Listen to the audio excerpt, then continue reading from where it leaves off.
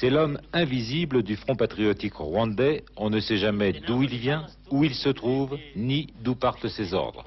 Il a 37 ans, une épouse et 2 enfants. Son uniforme ne porte pas d'un signe distinctif, mais chaque soldat du FPR sait qu'il est le chef de guerre, et même sans doute le chef du mouvement. Rien ne se fait sans lui. Le général Paul Kagame est venu nous dire que la prise de Kigali constituait un tournant décisif dans la guerre. Et il appelle ce qui reste de l'ancien gouvernement à se rendre pour abréger, dit-il, les souffrances des Rwandais. Quant aux opérations des troupes françaises, Paul Kagame dit ne pas comprendre pourquoi Paris est persuadé qu'on ne peut pas discuter et négocier avec le FPR.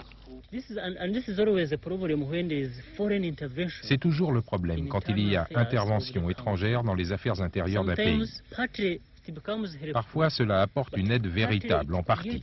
Cela crée aussi quelquefois des interférences, des engagements partisans.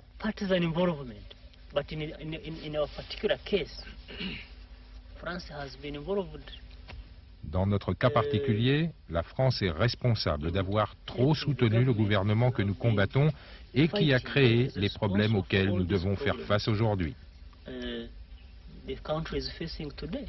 Et nous leur avons demandé aux Français de rester en dehors de nos affaires.